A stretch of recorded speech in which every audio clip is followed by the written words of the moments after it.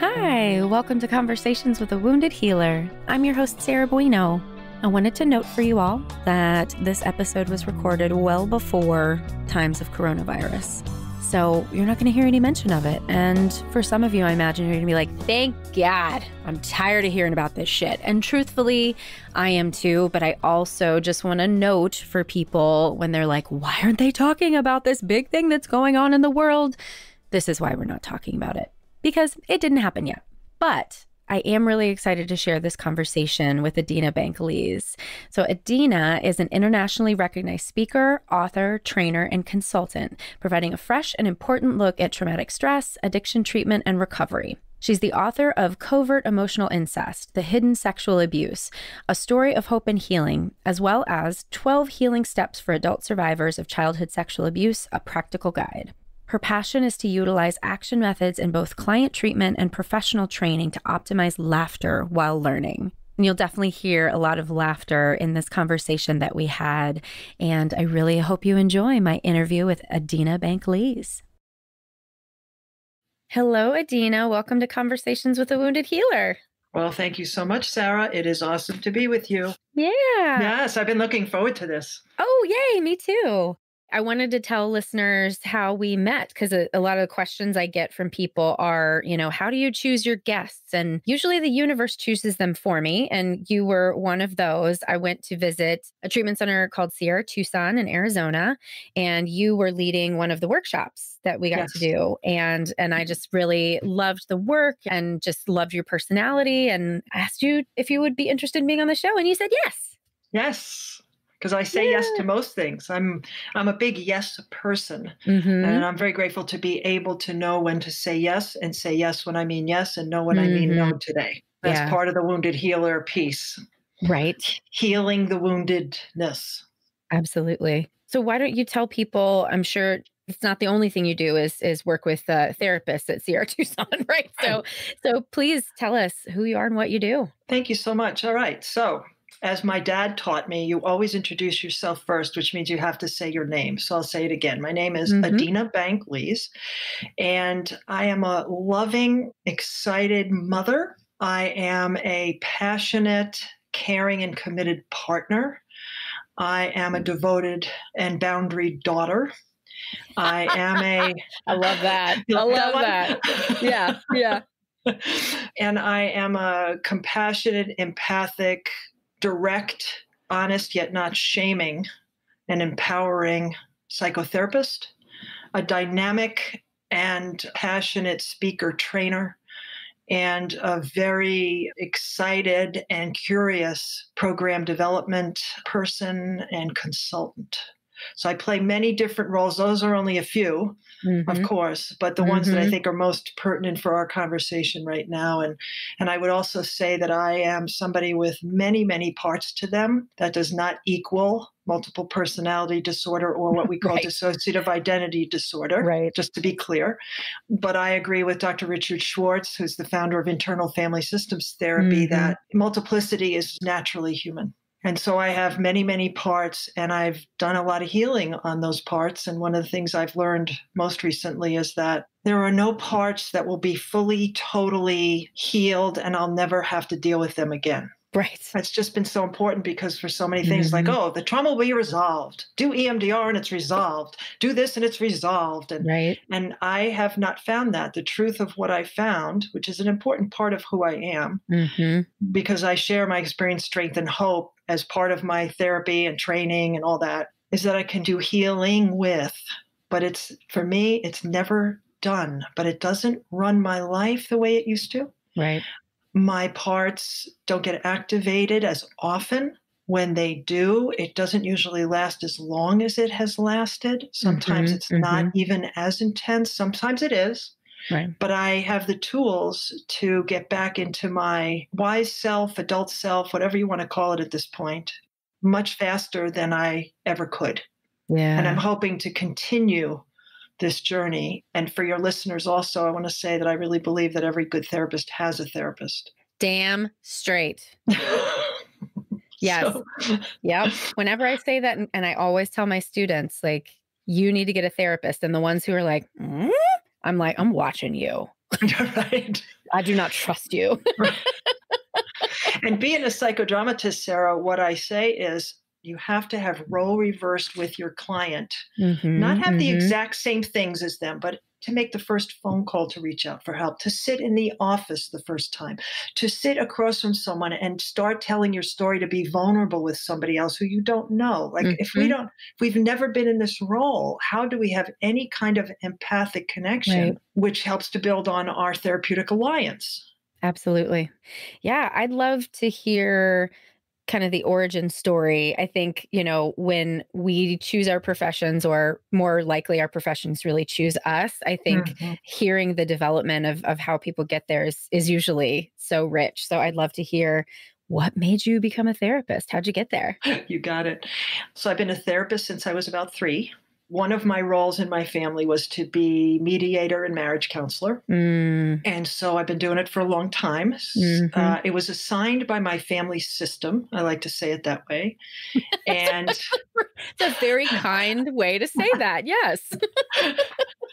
Very non-blaming. Exactly. So, and I do believe it is a systemic thing. And so the system chose that role for me, put me in that role in order for my family to function in the way it needed to. I took on the role. I think my personality is, I wouldn't call myself an empath, but I do say that I have great empathy for others. I really can. Psychodrama term would be double them, which is you really feel with their heart, think with their brain, walk in their shoes. I think I'm really good at that. And that is one of the big IT, I think, to be a psychotherapist. I think it's important that we have that. Yeah. And so that role, and I grew up in a family, my dad was a school psychologist, and I was always the one people came to for advice, for listening. So again, I did it in my family, I did it with my friends. And then when I was 14, I said, I'm going to be a psychologist and I'm going to work with teenagers. And I want to do family work. And the reason that came up was because I entered therapy at 14. We did family work. So anything that was happening for me, I was like, okay, this is really amazing. And I really want to help other people here. And what I came to, and I always love to tell this story. So I go and I get my bachelor's, and I go and I get my master's, and I come here from New York to Tucson, which is where I live now and practice. And I had a supervisor, and it was the first person after my master's degree. And he said, so why did you become a therapist in the first place? And I said, because I want to help people. And he just looked me straight in the face. He said, bullshit. And I was like, whoa. And he said, I want you to continue in your therapy. I want you to do, and I want you to ask that question. I want you to find out really why you became a therapist. So the bottom line is, I couldn't fix my family. I tried and I tried. I tried better. I tried harder. I did, the story. Oh, yep. Same story. And I had a black hole that I used to describe that was in my core. And I thought if I could fix other people, then that black hole would go away. I would feel good about myself. I would have confidence. I would feel worthwhile. I would have a purpose, and everything would be fine. So did I fix anybody? No. So what happened is I'm with this mindset trying to do this as a therapist. People didn't listen to my advice because I gave a lot of advice. I thought that's what you do in therapy. People didn't listen. They came back and didn't do their homework. They did. Yeah. And I would just get really mad. Like, why are you coming to me if you're not listening to me? Right. And so the hole got bigger and deeper. And I hit a bottom with what I call my codependency, which is the fixer role, mediator role, right? And trying to get my worth from outside of myself. And I went to treatment, and I went to not Sierra Tucson, but a place like that for 5 weeks. And I learned about this thing called boundaries that I had never heard that word before in my life. When I came back out of treatment, and I said to Ed, I said, now I know it's the black hole. It's this. He goes, okay, now we have some place to start from. Yeah. And so I really have learned, and that was 1990. So that was a long time ago. And I've learned over the last 30 years and continue to learn about how to be with people and how to help guide them by continuing to check in with them, because I really believe Richard Schwartz says we all have a self with a capital S. And Psychodrama says we have an autonomous healing center. And Buddha says we have a wise self. So my thing is, how do I help someone get reconnected with that part of them, intuition, their gut, whatever you want. I don't care, whatever you want to call it, because they have all the answers. I don't. And as you're talking, I'm just thinking about the things that we learn as therapists. And for me, I can say that most of it is I have to learn it from the inside out. It doesn't work if I just read a book and I'm like, oh, boundaries. Okay, I should teach my clients how to have good boundaries. It wasn't until I started going to Al Anon for some of that boundary work and then I became a different therapist because I realized then how much I was overworking in the therapy relationship, right? And a lot of what we learn is so different than what we're taught in our families, so different than what we're taught in general society, right? And I always try to tell clients when I'm working with them in a treatment center space that what we're teaching you is counter to what's going to happen when you come home. And it's hard to maintain a lot of this unless you are surrounding yourself with other people who are doing this work too. Exactly, exactly, because the system is so powerful. And Mm-hmm. we talk about just the nuclear family, the extended family, then the culture. It's so powerful to want you to go back to your old role because that's how it functioned and that's how the model was balanced, right? So absolutely, and we can't do this alone. Right. And what I've been really recognizing more, I guess it's like a picture is like coming into more view for me with the more trauma work that I do personally and professionally of really healing the lineage of all of the pain that's just gone on in all of our families for so long.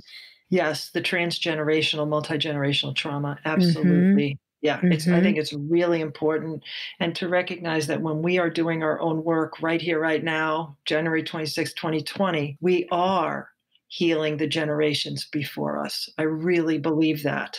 And we're changing and shifting our DNA as that's happening. Mm-hmm. So I'm with you 100%. Yeah. And I think that psychodrama work has a really unique way of doing that. I'd love for you to tell listeners. We did have Jean Campbell on the podcast, so she talked a little bit about it, but I'd love to hear from your perspective too. Like what drew you to that work? How do you utilize that within this sort of systemic thing that we're talking about? Okay, well, first, I want to just tell your listeners, if they didn't hear Jean's interview, that psychodrama, it means the soul in action. Mm-hmm. The soul in action. So what I heard one of my mentors called it the stories of the soul in action. So we get to tell our stories on the stage. We get to tell our stories and make them concrete by having people and things play roles for those pieces. So Mm-hmm. it's other parts of me, it's other people in my life. It could be the painting on the wall that saw all the fighting or all the lovemaking for all the years. And if I'd be in that role, I could say, what have I seen in this room? Mm-hmm. What have I noticed in this room? So telling my story and changing my story Yeah. if necessary. So we help people change the endings of the stories so that we can be empowered, so that we can live right now and really enjoy our life instead of having the trauma run my Mm-hmm. life. And the stories of the trauma, we know biologically, neurobiologically, get stuck and the loop and the loop and the loop. Right. So psychodrama is in there with not saying, well, let's think about this. It's we're doing it, so it's hitting all levels of your brain because you're moving, you're thinking, you're feeling, you're sensing, and it provides the locking in of learning so that you can take it out of the office or wherever you happen to do your drama into your life and practice it because it's in your cells now. It's not a theory, you're living it. And when you said that we change the ending to the stories, I want to note for listeners that I think the important nuance here is that you're not changing the narrative cognitively, because what you just said, right, it gets locked in because when you're utilizing any sort of somatic work in therapy, it's a different experience. And we know that trauma doesn't live in the prefrontal cortex. It lives in the deeper parts of the brain, which is what are activated when we're using any sort of somatic modality. So the changing the story isn't I am setting out to change the story. It is an organic process that comes from the work, which is what is the magic of it. Yes, and that's a beautiful way to say it. And so it's an integrative change. And that's what makes it so powerful. So when you ask the question about what led me to psychodrama, when I graduated my master's program, there was no class on psychodrama. And they never even acknowledged Jacob Moreno, who was the founder of psychodrama and some people say he was the founder of group psychotherapy. I don't know if that's actually a fact, but I know he was one of the pioneers in that, no question about it. And so I was bored because we were doing mostly cognitive behavioral therapy. And I was like, this is really boring. And if this is what I'm going to do the rest of my life, I picked the wrong thing. And again, we're talking about the late 80s now. So the decade of the brain didn't happen yet. It was budding, but we didn't have all that brain research. Daniel Siegel, Bessel van der Kolk was just starting. And so I found out about an internship at a treatment center in Pennsylvania called the Caron Foundation, Caron. And a good friend of mine was going to do an internship there. We went and interviewed, and they did psychodrama there. It was all experiential. It was a 5.5-day residential experiential program for adult children of alcoholics. But of course, you got people who were traumatized. And I said, my God, this is it.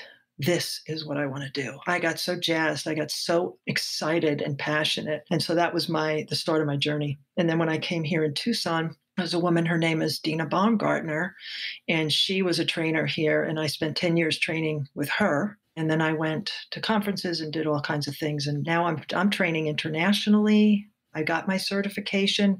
For your listeners, psychodrama is, people think of it as role playing. Mm-hmm. And what I want them to hear is it's a whole lot more than that. Much deeper. Much deeper. It's something really to be careful and trauma informed about. Yeah. Because we open up people very quickly. And if we don't know how to help them close and stabilize, if we want to call it that, and nervous system regulation, people are very dysregulated. We help them regulate. If I don't know how to do that, I'm really re-traumatizing people. Yeah. And so I'm a certified psychodramatist. I was practicing 25 years before I got the actual piece of paper because of the rigorous hoops that you have to jump through. Yeah, it is a serious training program. It is a serious training, and there's a reason for it, and it's personal work. You have to be in a psychodrama training group for a certain number of hours. If you have a master's degree, it's 680 training hours. Right. And when you're in that, you do your personal work, because we really believe that we're the change agents, and we can't take our clients anywhere we haven't gone. Yeah. Right now, that's a bulk of what I'm doing, actually, Sarah, is I'm contracting at Sierra Tucson right now. I'm running 5 psychodrama groups there. And I run another group. There's an indigent women's treatment center here in Tucson. And I'm just privileged to be able to work with these Native American women and Latina women. And you want to talk about multi-generational. Yep. Then I'm able to do psychodrama with them is really an honor and a privilege. So I get to do that. And I'm in a private practice here. It's very small now because I'm doing more consulting. This year is my real move out into consulting, where I'll be helping to develop inpatient trauma programs, outpatient trauma programs, kind of trauma addiction. Yeah. Because we know they go hand in hand. Absolutely. And I love to present at conferences, and I've been doing that for a while. And so just really excited, and I'm at the time of my life where I get to really travel also. That's awesome. So big questions here. So it seems like trauma is the new thing, right? The treatment centers are finally starting to understand, oh, we haven't been doing that. We should probably do that. Why has it taken so long? And still, I think places like Sierra Tucson are unfortunately pretty unique in the way that they do approach trauma. I think a lot of places would say they're trauma informed, and I don't know that that's actually being enacted, right? So what do you think has taken so long? Why do you think that the field hasn't all along been like, oh, duh, of course, this is why everyone's addicted and mental health issues and all of it? Well, back in the 80s, we're talking about 85, 86. I was a case manager. It was on Long Island, and it was the age of what they call deinstitutionalization. So Long Island had 3 very large state psychiatric hospitals that they housed thousands of people in.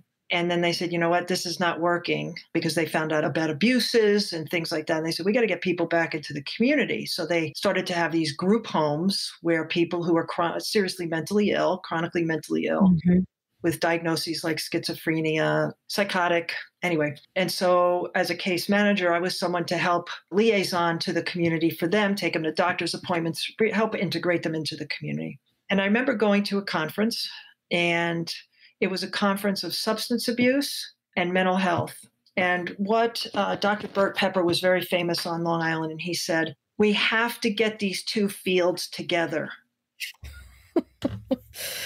because at that point they were not. Substance Right. abuse was a drunk is counseling a drunk.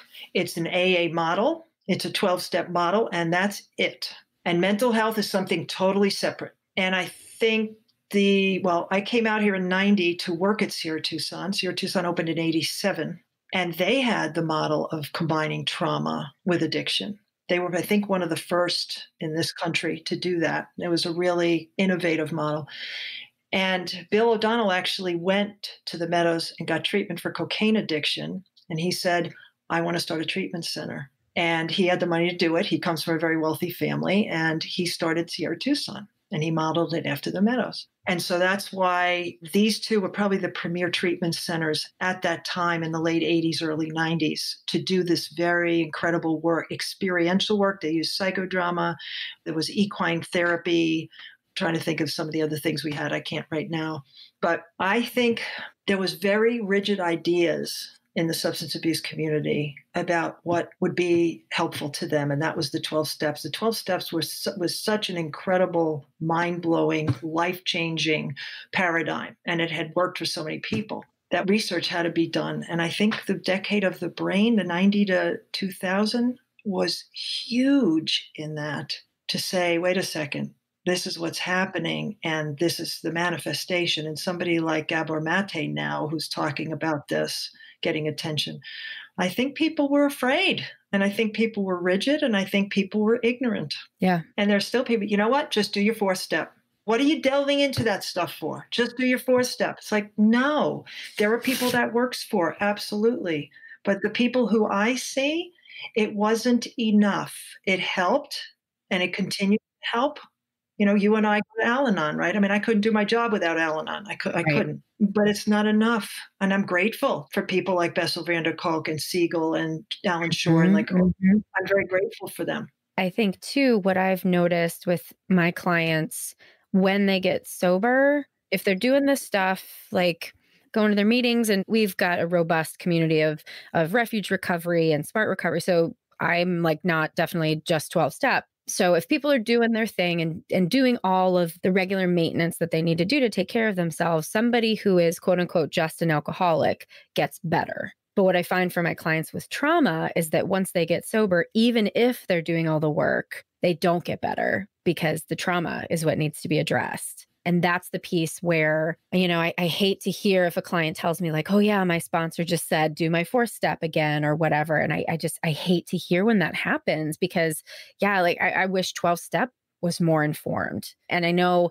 there's a book that recently came out that's really critical of 12 step. And I want to hold space for that. It's not the 12 steps themselves. It's really the actors. It's the people who are harming each other by having this fear of, you know, well, if something else works for you and this worked for me, then that somehow takes away from my experience, which we know that that's not true. But I think that's the fear that you were talking about, right? Yes, I think so. And we as humans get stuck in, if something works for me, that's the right way. And then you need to do it that way. And if you don't, you're going to get drunk. Or if you find something else, you know, you don't keep coming to meetings, then you're going to drink. Now, for a lot of people, that's true, but for not everybody, that's true. I think, well, we're motivated by fear, right? We have the negative bias evolutionarily, and we're scared.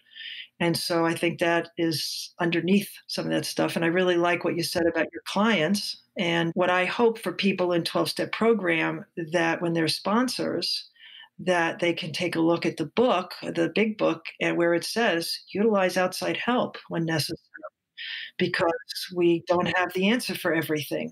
Like if you want to get rid of the obsession, I'll just say AA because there's so many 12-step programs. If you want to get rid of the mental obsession and the physical craving and be able to live a more peaceful life, right? That's what AA does. And if you have this trauma that's going to get in the way, then there's outside help for that. There's something else. And so that's my piece is, can we be more open-minded? And I think as human beings, we get stuck, as we're seeing in our country and the world right now. Right. I know there is. I feel like I've been doing a lot of anti-racism training and exploration for myself.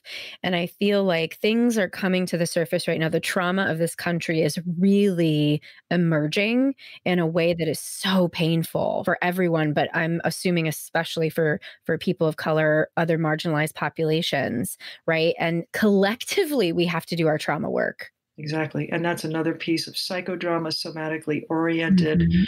We have to collectively, we have to do it. We have to heal as a species. And that's the other thing, just to say, if we're, wounded healer, right now in my office with my clients, and I know it's true for me, that there is this underlying, this current of fear that's going on because politically what's happening in the world, I just don't want to say, well, we live in the United States, so, but it's really in the world. And it's always there.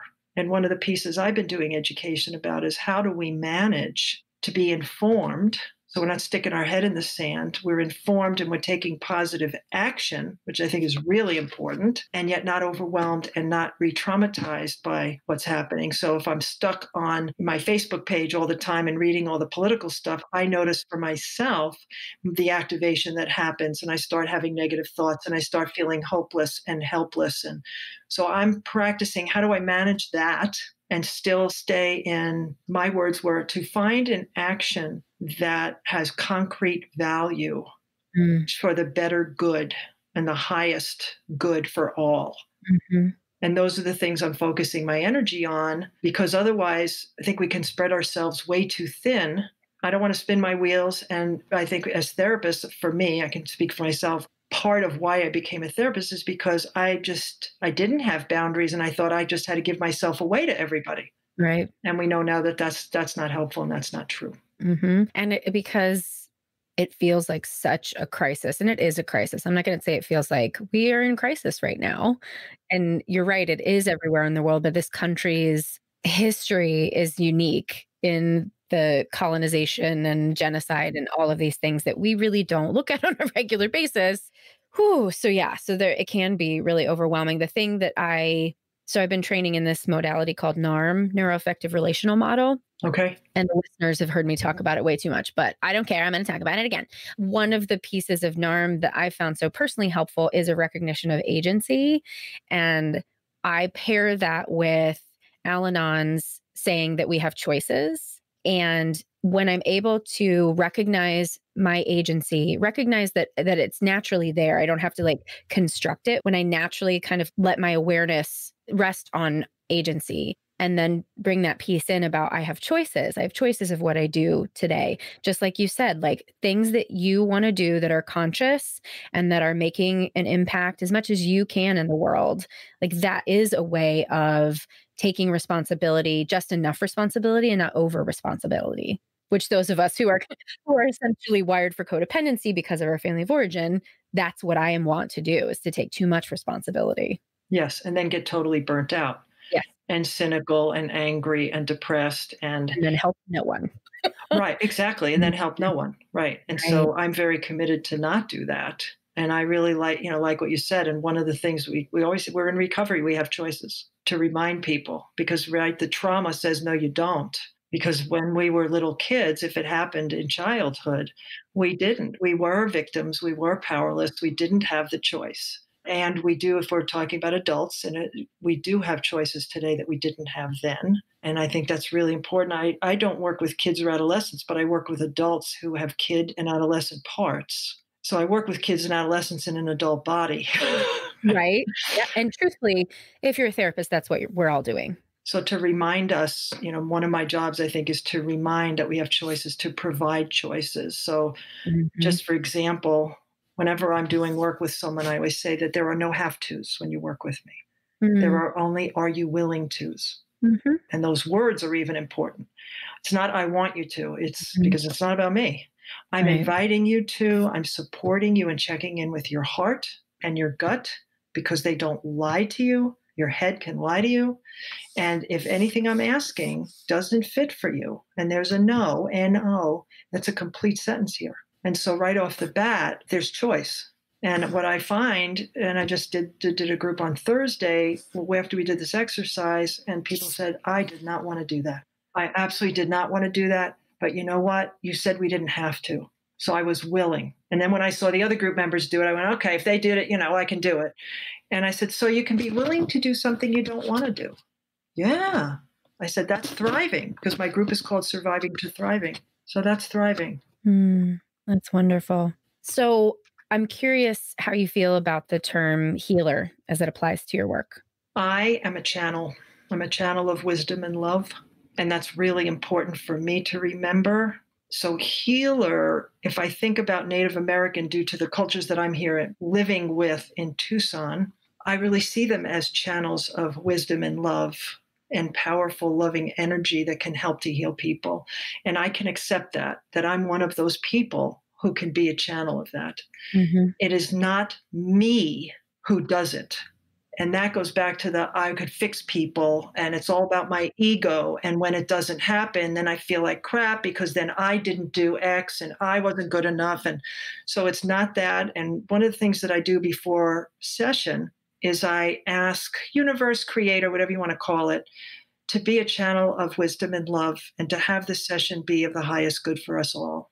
And when I set that intention, and I do that as a director of psychodrama, because it's not, something comes through me, Sarah, really. Like I get flashes of things, I get statements that come in.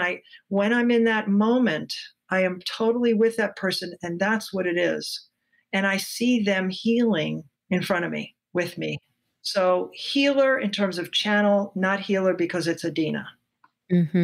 And I think when we're training therapists, we spend so much time on the science and the knowledge part, and no one is out there teaching intuition, right? And this channeling piece, which is the art of it. And that's one thing as an educator, I really set out to share as much as I can with students about that piece of it, that if we're just thinking about it as if you want to do CBT, and that's great, do it. We do need people to do that. And yet I think that we're missing the soul connection, right? If we're not utilizing that intuition. I get the same. I don't really hear words. It's just knowing, just a knowing comes in of something. And so I might share like, hey, I just got this hit. Does this mean anything to you? And oftentimes it's, there was something else that if I weren't listening to that, I would miss that really important piece. Yes. And I think Dan Siegel would say that's the mind, because the mind happens in between my nervous system and your nervous system. So right. If I am in role reversal with you, which is a psychodrama term, so I'm really present with my client and I'm empathic, psychodrama would say, so I am doubling the person or I'm in role reversal with them, that those things are going to come to me. And I have knowings, finishing people's sentences in my head, and then they say it, right? I'm learning to not interrupt people. I came from a house where everybody talked over everybody, and Yeah, that's how I like to. Yeah, I have to try to sit back on that as well. Right. But yes, so that intuition, that sensing and being still and breathing slowly and deeply as I am with my client, I think allows that to come up, allows it to happen. And then there's the piece of, so what's mine and my countertransference, and what's my doubling that I'm doing for the client? And I think that's, for your listeners, I think that's a skill that we develop over time when we have good supervision and consultation that's trauma informed, which means I have choices. I'm safe enough to be able to share this with my supervisor and look at what's going on in me. What's the client and their issues invoking in me, rather than here's the client, okay, this is what you do with them. That's not the consultation I do. I say, what's going on with you? And that's, when I taught, that's what I was doing. And I love what you're teaching. We need more of that. And that's what I learned in psychodrama training, was to follow that gut and intuition, because when my anxiety is high, my spontaneity is low. Right. So how do you feel about the term wounded healer? I think it's a stage that I have been through. I don't see myself as wounded anymore. I have parts that are wounded, but me as a whole, no. And I believe that was an important stage and identity for me to have and to move through, which is my own personal work. and my consultation and supervision and continued education, which I continued to do all of those anyway.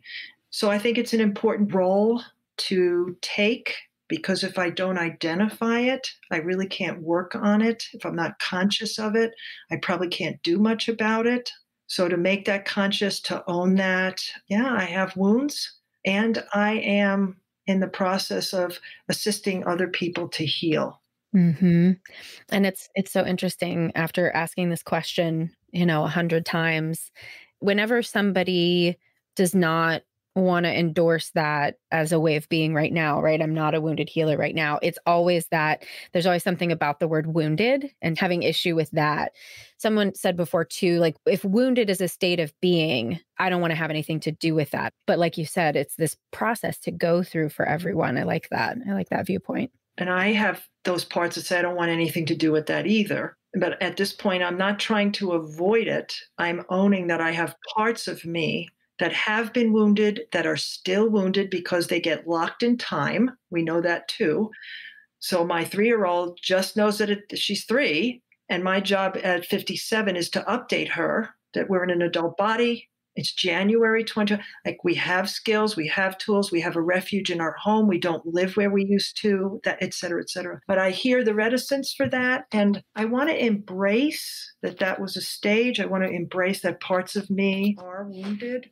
It's important for me to not take on that full identity right now and to say that I've done a lot of work and that I am well.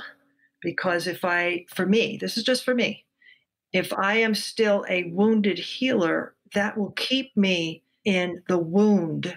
No, I hear that completely. And that's what's so fascinating about, the English language. We still have words to describe things, but they mean very different things to very different people. And it really is based on our own journey. And again, like how words inform then how we perform, for lack of a better word, right? We're talking about psychodrama. That's right. And the meaning that we make of that, and what does that mean to us? And that's another piece in terms of being a therapist and even a trainer and teacher, is it's really important for us to say, what's your definition of, right? So for trauma, I have to forgive. I trained therapists all over the country for 10 years, from 94 to '04. And I had a whole thing on forgiveness. And I said, what the heck is it anyway? And what is it not? And those were the things. It's not forgetting. It's not absolving of sin. It's not saying it's okay, you did what you did. It's not kiss, kiss, make up, nice, nice. Because that's when you say about society, that's societal, what we have to do, just forgive and forget. And no. And so I came up with a definition that I offer people. And still a client said to me, do I have to? I said, absolutely not. You never have to do anything. She said, I'm not willing to be. You don't have to be. You don't have to be. No. Yeah. Mm-hmm. Said, what you get to do, again, if you choose, is to see how your choice impacts you. What are the pros and the cons? Exactly. So I feel like forgiveness is something, again, kind of like when you were talking earlier about changing the narrative. You don't change the narrative just changes because it arises out of the work you do. And I think about that with forgiveness as well, is if forgiveness is my destination, I'm probably not going to allow myself the depth of experience I need to have to get there because I'm just focused on that goal. But if I'm doing the work to take care of myself, because if I'm angry at someone and I'm just living in that wound of anger, I am not healing, right? So I think forgiveness is that is definitely some wounding from my religious history that I really struggle with, being told to be a good girl, you should forgive, just forgive and forget anybody that hurts you. And that can be really damaging. Agreed. And I've seen it be extremely damaging. Yeah.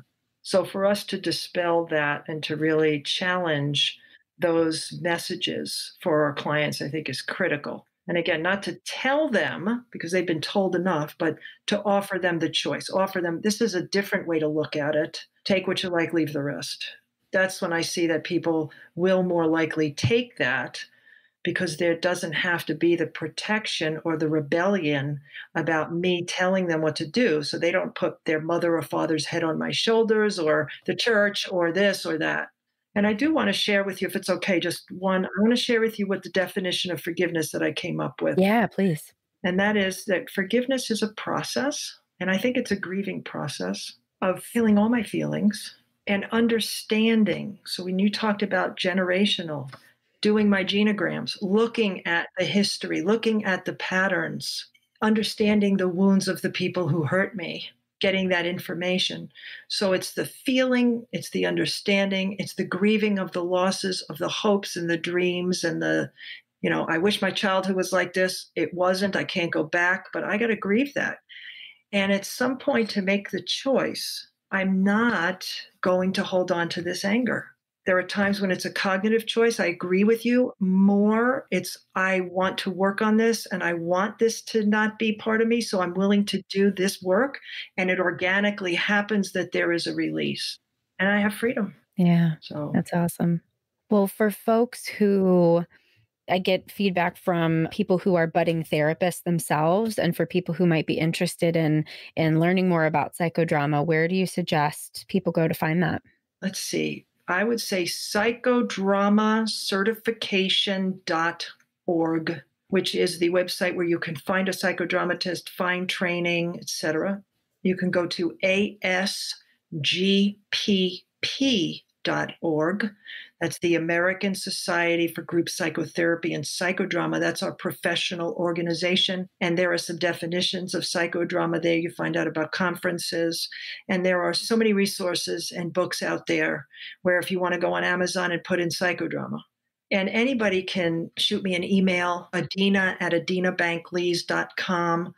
You can ask me for resources. I can put you in touch with people. I love that role. It's a role I didn't tell you. So I'm a resource fanatic. So I love to set people up with things.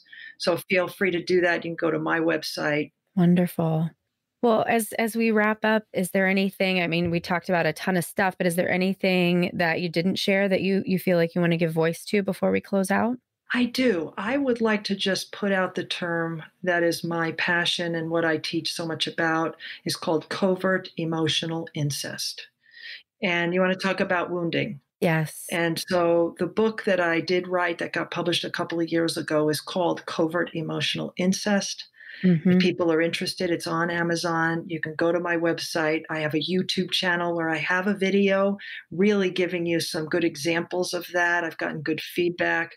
So if it's not a term you're familiar with, I think it's really important. I think it's important for therapists, for our own history, and for our clients to look at something that's not tangible. It's not physical sexual abuse, but people who've experienced that covert emotional can have the same kinds of signs and symptoms, and we might miss it. I don't want anybody missing it. Yep. What my therapist and I called it for myself was energetically sexually abused. Because it wasn't, no one was touched, but my father's sexual energy was very leaky. And it was very clear to me that being a woman he couldn't have sex with, he didn't know what to do with me. I like that a lot. That really fits, doesn't it? Because that's what I talk about, the sexual energy. Yes. And yeah, thank you for giving voice to that, because it is something I really struggled with for a long time personally, of like, why do I have some of these symptoms, like you said, and yet I'm pretty sure I wasn't, which is probably what led to, I mean, we're opening up a whole other can of worms now, right, to close out. But in the 80s to these repressed memories resurfacing for people because there was probably energetic or emotional incest happening that we didn't name. So very, very important. We have another conversation in us then, don't we? Yeah, I guess we do. That's great. Well, Adena, thank you. This has been so wonderful. I just really appreciate you and your time. Same here. Thank you so much. And just for any of your listeners, I hope it was helpful, and I'm available. Great. Thanks, Adena, for sharing your time today. To find out more information about Adena, we've got all of her goodies on our website at www.headhearttherapy.com/podcast. Also wanted to note, if you are interested in supporting the podcast financially, you can find us on Patreon at Wounded Healer, and that's Wounded, W-O-U, I can't spell wounded. Why am I trying to spell in the air? I know better than that. I can't spell it in the air, but I can tell you it's healer without the last E, so H-E-A-L-R. Thanks as always to Andrea Klunder and the Creative Imposter Studios for editing, to Liam O'Donnell for the album art, and to Ben Mueller for our theme music. Till next time, bye-bye.